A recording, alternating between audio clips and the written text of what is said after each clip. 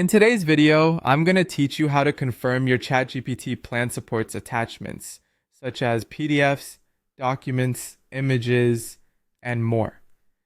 Understanding this setup is particularly crucial if you want to leverage ChatGPT's capabilities for uploading files, a feature often accessible only through certain subscription plans like ChatGPT Plus or Pro.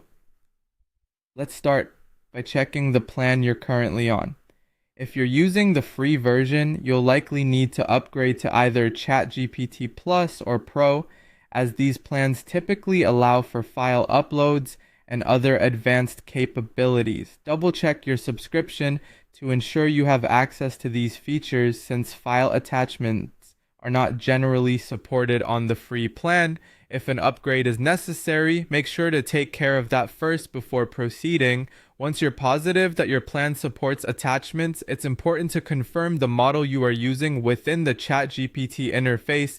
When you're in the chat window, take a look at the model selector located at the top of the page. Attachments primarily work with GPT-4, particularly when advanced tools are enabled. GPT 3.5 might not always support this functionality, so selecting the correct version is crucial for seamless uploads.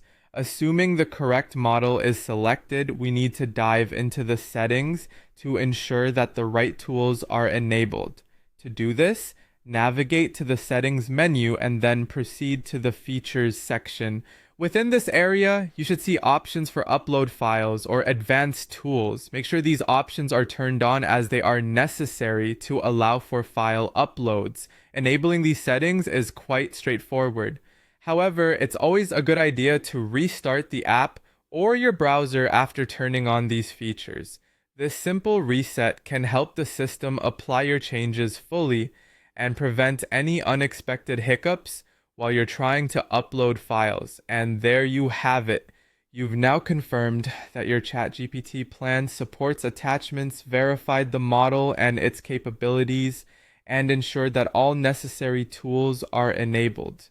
With these steps completed, you should be well on your way to a more enhanced and productive use of file attachments within ChatGPT. By following these guidelines, you can now extend the functionality of your chat experience, making it not only more interactive, but also more efficient. Remember to revisit these steps if you encounter any issues, as they are often the key to resolving potential upload problems. Thanks for tuning in, and I hope you find this tutorial helpful as you explore the possibilities with ChatGPT.